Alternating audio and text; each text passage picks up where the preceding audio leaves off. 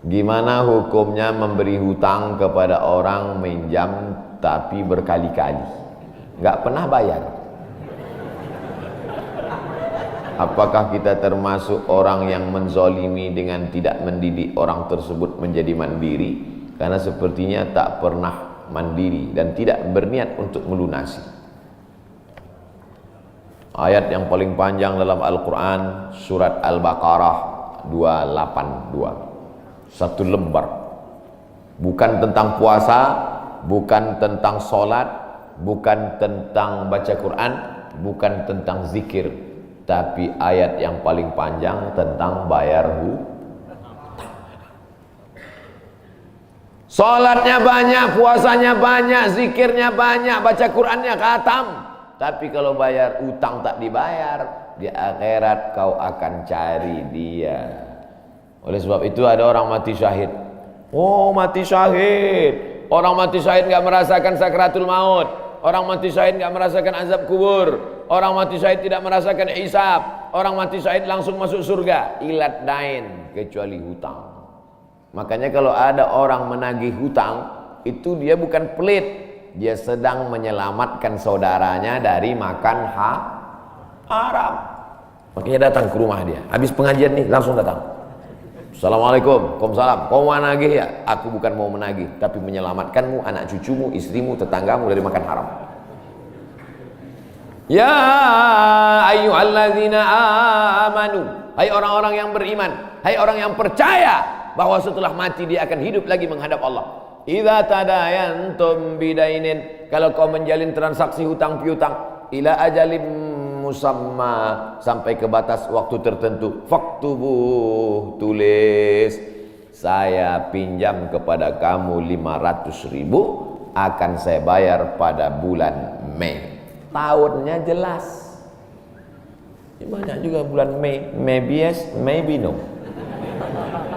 Bulan berapa? Bulan Mei tahun 2020. Oke. Sekarang bulan Maret, April, 1 Mei 2020 datang tagih. Kapan kau bayar? Mohon maaf aku nggak bisa, istriku baru meninggal, anakku pun sakit. Itu jangan kau cerita panjang lebar, tak tahan air mataku mau menetes. Kalau dia dalam kesulitan, fanaziratun ila maisarah, tunggu sampai dia lapang. Maisarah artinya lapang. Tunggu sampai dia lapang. Setelah dia lapang, datang lagi bulan Juni. Kapan kau bayar? Aku belum bisa.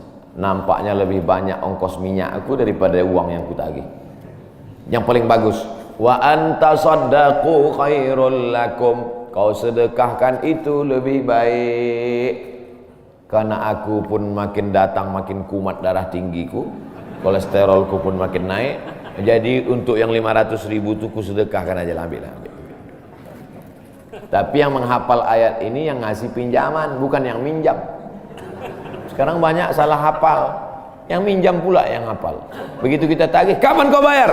Wa anta saddaqu khairul lakum, kau sedekahkan itu lebih baik. Itu ayat aku. Ayat kau 8282. Banyak sekarang orang salah hafal ayat. Jadi dalam Islam hutang piutang adalah ajaran tolong menolong, tertulis dalam Quran. Namanya fikih muamalah. Ada fikih ibadah, sholat, zakat, puasa. Ada fikih jihad, jihad fisabilillah. Ada namanya fikih muamalat. Hutang piutang, gadai menggadai, pinjam meminjam, murabahah, mudharabah, bagi hasil. Maka hutang piutang ini cara tolong menolong, jangan sampai dihilangkan. Tapi kalau tidak mendidik, maka Islam bukan agama yang memanjakan orang. Ada anak yang kurang ajar kepada orang tuanya. Bagaimana caranya berbakti kepada orang tua yang telah wafat? Apakah anak ini masih dapat ampunan Allah Subhanahu wa taala? Datanglah seorang bapak mengadu kepada Umar bin Khattab. Assalamualaikum Khalifah Amirul Mukminin Umar bin Khattab. Waalaikumsalam. Ini anak saya kurang ajar, tolong dihajar dulu. Kata Umar bin Khattab, Umar bin Khattab orangnya bijaksana. Dia tidak mau main pukul, dia tanya dulu, kenapa kau kurang ajar pada bapakmu? Hai Umar bin Khattab, kata anaknya, ya, apakah seorang anak itu punya hak terhadap bapaknya? Ya. Apa hak anak? Mencarikan ibunya yang solihah, memberikan nama yang baik, memberikan makanan yang halal. Itu hak anak. Kata anaknya, ibuku tidak baik, makanku tidak halal, namaku pun tak baik. Apa kata Nabi kepada bapaknya? Apa kata Umar kepada bapaknya? Laqad aqaqtahu qabla an ya'aqqa alaik. Sebelum anakmu durhaka kepadamu, kau sudah durhaka duluan kepada anakmu. Jadi kalau begitu, ada anak durhaka, ada bapak Ini jangan sampai anak bapak tahu. Nanti dia pulang, anak durhaka kok. Dia senyum, kau bapak durhaka. Ibunya tak baik, namanya tak baik, makannya tak baik. Kasih dia nama yang baik, kasih dia makan yang halal. Kadang-kadang kenapa otaknya tak lurus? Karena makannya tak halal. Dikasih dia makan riswah, makan sogok, makan haram. Kenapa kau kasih makan haram? Gimana lah Pak Ustadz, yang haramnya aja pun payah.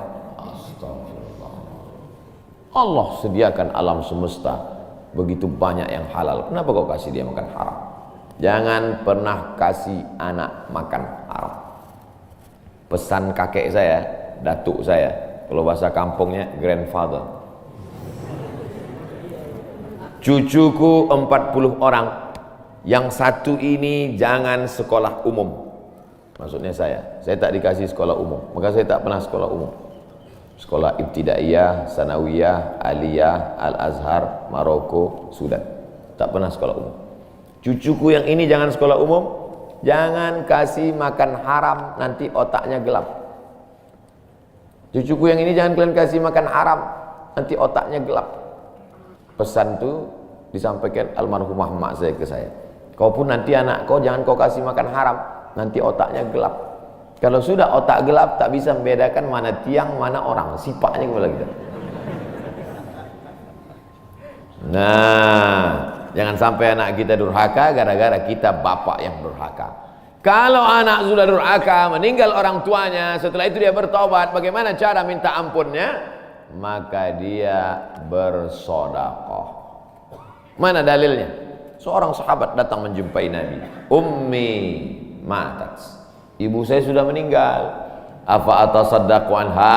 Kalau saya bersedekah, apakah pahalanya sampai kepada almarhumah ibu saya? Kata Nabi, tasaddaq, bersedekahlah. Sedekahmu sampai. Maka wahai anak-anak durhaka yang sudah mati ibu dan bapakmu, maka datang kau habis pengajian ini langsung ke tempat anak yatim, panti jompo, sekolah-sekolah, pondok pesantren. Tanya Pak Kiai, Pak Kiai, apa yang kurang di pesantren ini? WC. Karena pesantren santrinya 1000, WC-nya 2. Bayangkan panjang antriannya. Berapa yang keluar dalam celana? Saya bangunkan WC, pahalanya mengalir untuk almarhumah. Maka pagi, petang, siang, malam mengalir pahalanya. Sedekah. Ayu sedekatu afdal. Apa sedekah yang paling afdal? Saqiyul ma', memberi air minum. Sedekah yang paling afdal, kasih air minum. Saya ceramah di Banjarmasin, di depan rumah seorang pejabat. Itu ada kulkas, tapi nggak sampai beku, freezer. Setiap dipencet keluar air dingin. Gelasnya dikasih pakai rantai besi, takut dilarikan tukang ambil aluminium. Buat wakaf untuk almarhumah. Nah, itu bagus kan. Saya ceramah di Malaysia, di pintu masjid itu ada kotak box. Kalau kita ambil satu botol, keluar botol baru. Ambil satu botol, keluar botol baru. Wakaf untuk, itu bagus, sedekah. Jangan sedekah teh botol, nanti dia kena diabetes. Air putih, ini bagus, mengalir. Sedekah sumur bor, pergi ke masjid, putar keran nggak ada air, tanya pengurus masjid, Pak pengurus, ya mana sumur bor? Nggak ada, saya buatkan. Langsung bunyi. Itu berarti cash itu. Begitu cara berbakti pada orang tua dengan sodakoh. Tapi Pak Ustadz, saya jangankan sodakoh, makan saya pun Senin Kamis Pak Ustadz doa, Allahumma fir lahu warhamhu wa'afihi wa'fu anhu. Bangun tengah malam, Rabbi firli wali walidayya warhamhuma kama rabbayani shaghira. Apa itu bid'ah? Bid'ah membuat sesuatu yang tidak dibuat oleh Nabi Muhammad SAW. Tidak ada dalilnya dari 3 aspek: qauli, fi'li, taqriri. Perbuatan yang tidak ada dalilnya bid'ah. Jangan dikatakan perbuatan yang tidak dibuat Nabi bid'ah. Perbuatan yang tak ada dalilnya bid'ah. Karena kalau dikatakan yang tidak dibuat Nabi bid'ah, Nabi tidak pernah pakai peci. Tunjukkan saya mana hadis Nabi pakai peci. Berarti peci ini bid'ah. Nabi mimbarnya tangganya dari depan. Ini masjid tangganya dari belakang. Berarti mimbar ini bid'ah. Mimbar Nabi tangganya dari depan, 3 lantai, 1, 2, 3. Jadi yang dimaksud dengan bid'ah perbuatan yang tidak ada dalilnya. Misalnya jam 12 siang ada bapak-bapak di panas terik tegak menghadap matahari. Pak, bapak mau ngapain? Aku mengagungkan Allah di bulan Rajab. Bid'ah itu. Karena tidak ada dalilnya sama sekali. Tapi selama ada dalilnya, tidak boleh kita katakan orang itu melakukan perbuatan bid'ah. Malam Jumat baca Yasin. Kumpul 10 orang baca Yasin. Yasin wal Qur'anil Hakim. Innaka laminal mursalin. Bid'ah. Loh. Coba lihat dalilnya. Yang dibacanya itu Quran apa Quran? Quran. Baca Quran apa pahala? Yasin itu Quran atau enggak Quran? Quran. Man qara'a Yasin fi lailatin, siapa yang baca Yasin suatu malam, asbaha maghfuran lah. Subuhnya sudah diampuni dosanya. Mestinya baca Quran itu semua, tapi karena dia enggak sanggup semua, dia pilih hati Quran. Hati Quran itu Yasin. Sentuhlah dia tepat di hatinya, dia akan jadi milikmu untuk selamanya. Makanya orang sebelum ngapal Quran semua, yang dihafal hatinya dulu. Itu sebelum ngapal Quran, yang dihafal hatinya dulu. Apa hati Quran? Ya, Yasin. Tapi jangan hatinya aja seumur hidup, yang lain juga. Nah, jadi jangan salahkan orang baca Yasin. Baca Yasin bid'ah. Loh, Yasin kan Quran. Baca Yasin malam Jumat nggak masalah. Seumur hidup baca Yasin masalah. Karena banyak surat yang lain. Baca juga Al-Fatihah, Al-Baqarah, Al-Nisa, Al-Imran, Al-Nisa, Al-Maidah, Al-An'am. Nah, jadi mudah. Perbuatan tidak ada dalilnya bid'ah. Selama ada dalilnya tidak bid'ah. Ustadz, kiat-kiat apa yang kami lakukan sebagai guru kepada anak didik kami sebelum dan sesudah mengajar agar ilmu mudah dimengerti? SDIT Al-Farabi. Aristoteles, Socrates, Thales, Demokritos itu adalah pemikir-pemikir dari Greek, Yunani kuno. Pada masa abad kedua datang seorang khalifah bernama Abu Ja'far Al-Mansur. Semua buku-buku dari Yunani diterjemahkan. Nama lembaganya Dar Al-Hikmah, Dar Rumah Hikmah Ilmu Pengetahuan. Dibuatlah Dar Al-Hikmah, Rumah Ilmu Pengetahuan. Diterjemahkanlah dari bahasa Yunani ke dalam bahasa Arab. Akhirnya orang Islam pun jadi dokter, Avicenna. Karena orang barat payah menyebut Ibnu Sina. Averroes, Ibnu Rushd. Tapi ada seorang yang bergelar the second teacher. First teacher Aristoteles, second teacher Al-Farabi. Ternyata Al-Farabi ini bukan dari Arab, tapi dari Pomalaa. SDIT Al-Farabi. Ini supaya wali murid tahu. Anak ibu di mana? SDIT Al-Farabi. Al-Farabi itu artinya apa? Ya SDIT. Al-Farabi itu di barat dia diberi gelar the second teacher. Guru pertama Aristoteles, guru kedua adalah Al-Farabi, saking cerdasnya. Artinya apa? Dia tidak hanya diakui dalam Islam tapi juga di luar Islam. Kenapa dikasih nama Al-Farabi? Karena ingin anak-anak kita dalam kepalanya tidak hanya fisika, biologi, kimia, matematika, bahasa Inggris, tapi juga dalam kepalanya ada Quran, hadis, fikih, akidah, akhlak, dan bahasa Arab. Sehingga nanti dia akan menjadi ekonom, tapi ekonom yang beriman. Dia akan menjadi filosof yang bertakwa. Inilah cita-cita alumni Al-Farabi, insyaallah. Amin ya rabbal alamin. Nah, yang pertama kali menjadi guru itu adalah ikhlas. Karena kalau gurunya ikhlas, cakapnya masuk ke hati. Kalau dari mulut, ke mulut juga masuknya. Tapi kalau dari hati, ke hati juga masuknya. Kira-kira yang saya sampaikan tadi, saya mulai tadi jam 5.15, sekarang jam 6.05, dan 50 menit saya bicara. Masuk tak ke hati Bapak Ibu? Kalau tak masuk ke hati Bapak Ibu, berarti yang ceramah itu enggak dari hati. Dari mulut ke mulut juga masuk. Jangan sampai ke mulut pun tak masuk. Nauzubillah. Yang pertama kali tulus ikhlas. Karena perbuatan yang paling tinggi amalnya adalah menjadi guru. Makanya saya lebih memilih menjadi guru. Saya sampai sekarang menjadi guru. Cuman saya tidak punya kelas. Dulu sempat jadi dosen, habis itu keluar. Kelas saya sekarang masjid, lapangan sepak bola, sama stadion, sama gedung olahraga, sport center Antam. Saya mengajar tidak lagi terbatas oleh dinding kelas. Semua tempat menjadi tempat mengajar. Guru yang pertama harus ikhlas. Yang kedua, tingkah laku perbuatannya. Guru digugu dan ditiru. Guru itu dari mulai cara minumnya aja diikut orang. Guru minumnya tangan kiri. Yang minum tangan kiri itu setan. Berarti kalau ada guru minum pakai tangan kiri, berarti guru setan. Hati-hati jadi guru. Oleh sebab itu maka guru ini luar biasa.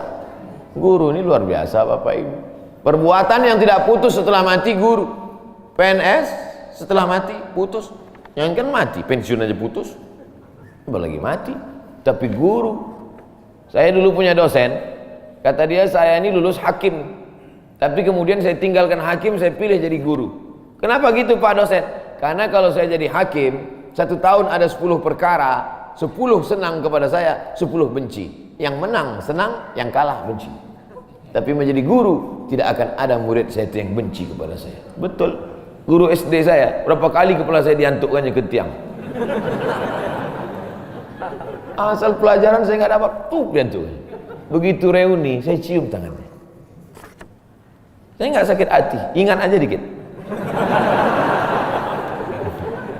Datang saya belikan hadiah, saya cium tangannya, meleleh air mata saya. Betul. Menjadi guru itu adalah nikmat. Maka saya pilih jadi guru. Guru nggak ada pensiunnya.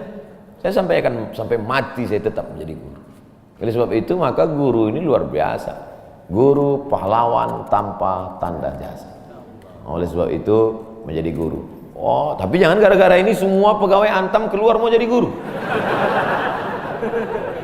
Memang ibu bukan guru, tapi ibu menjadi guru bagi anak-anak ibu. Bapak jadi guru bagi keluarga bapak. Itu kita sudah menjadi guru insya Allah. Emak saya perempuan yang biasa, dia bukan guru, dia bukan PNS, dia bukan kepala sekolah, tapi dia menjadi guru bagi kami anak-anak. Kalau kami pulang bawa main-mainan, dia tanya, mainan ini dapat dari mana? Dari jalan mak, antar ke tempat kau jumpa tadi, karena tak tahu itu punya siapa. Nanti di akhirat ini akan kau pikul menghadap Allah SWT.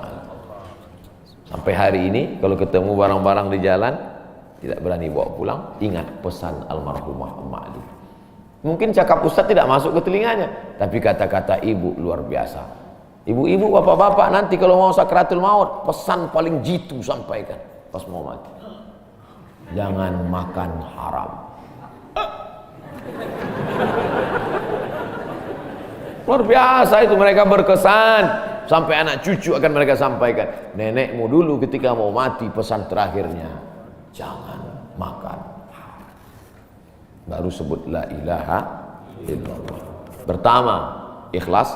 Yang kedua, perhatikan tindak tandukmu, kau dikuku dan ditiru. Yang ketiga, insya Allah bangkitkan semangat. karena setelah kau mati akan mengalir pahalanya. Abdul Somad kalau mati meninggal dunia, setiap bulan Rajab, bapak-bapak, ibu-ibu, anak-anak bapak, cucu bapak, ibu yang hadir-hadir nih, anakku yang kecil, setiap bulan Rajab mereka beramal. Abdul Somad sudah mati dimakan cacing tanah di Pulau Sumatera, di Riau, pahalanya tetap mengalir. Dari mana? Dari Pomala. Bismillahirrahmanirrahim. Assalamualaikum Ustaz. Waalaikumsalam. Apa tips cara meraih kesuksesan yang berkah di masa muda?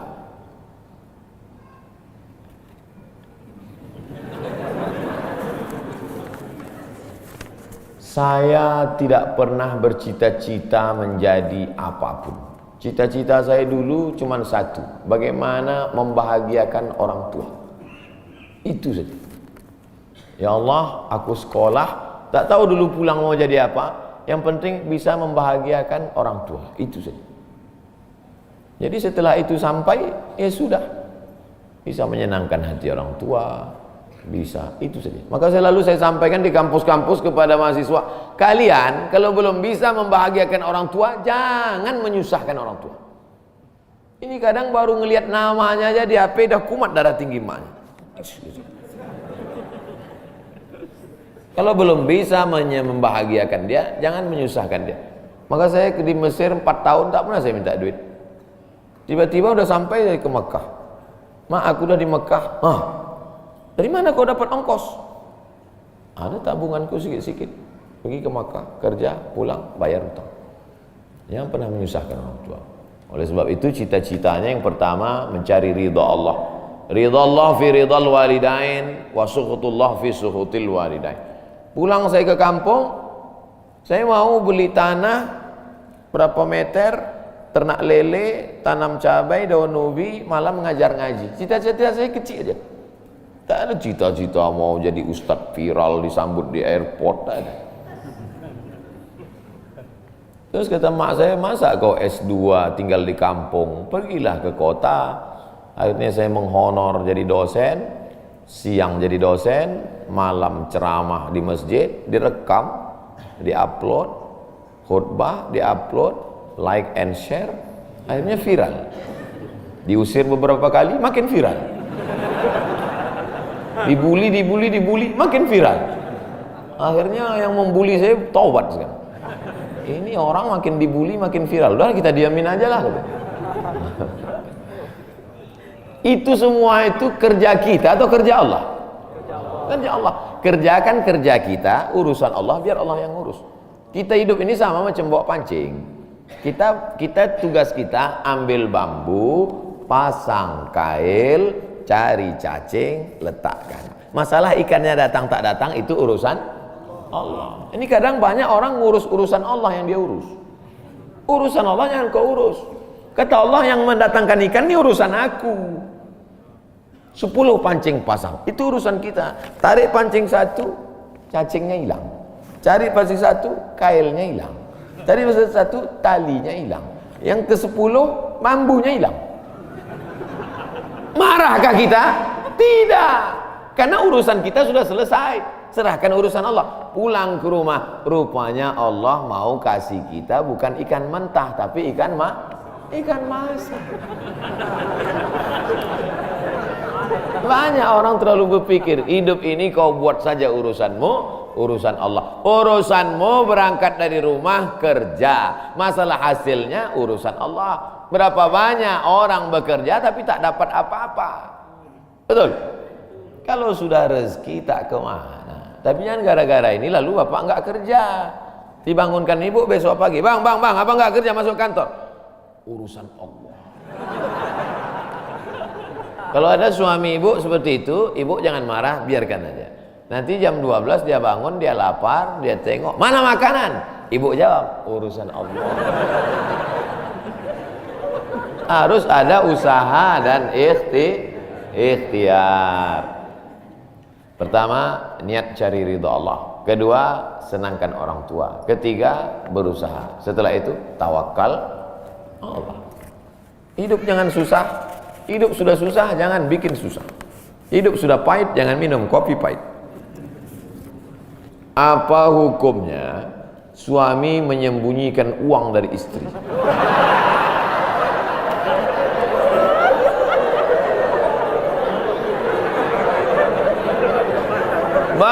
Bang, kata istrinya. Bang, ini duit apa bang? Duit sial. Kok duit sial? Udah kusembunyikan kau dapat juga.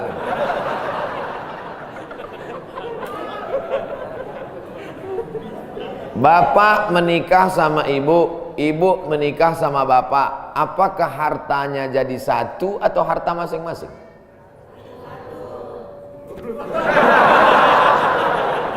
Mereka mau hartanya jadi satu dan bapak ketakutan. Itu yang saya baca. Sekarang kita baca ayatnya. Walakum nisfu ma taraka azwajukum illam yakul lahunna walad. Kalau istrimu meninggal kau dapat 50% hartanya kalau tidak ada anak. Fa in kana lahunna waladun, kalau dia punya anak, falakumur rubu'u, kamu dapat 25%. Sekarang saya tanya, hartanya nyatu atau pisah?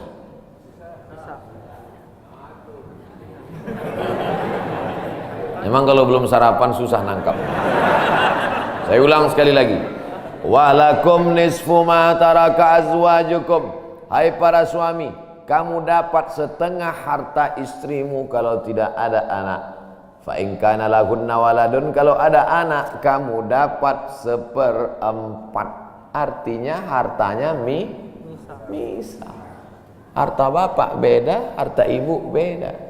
Ibu kerja, punya kebun, punya tanah, punya speedboat, itu harta dia. Bapak punya usaha, harta bapak. Meninggal ibu, 50% untuk bapak. Apa beda harta ibu dengan harta bapak? Di dalam harta bapak ada hak ibu, dalam harta ibu tidak ada hak bapak. Takbir. Saya ulang sekali lagi.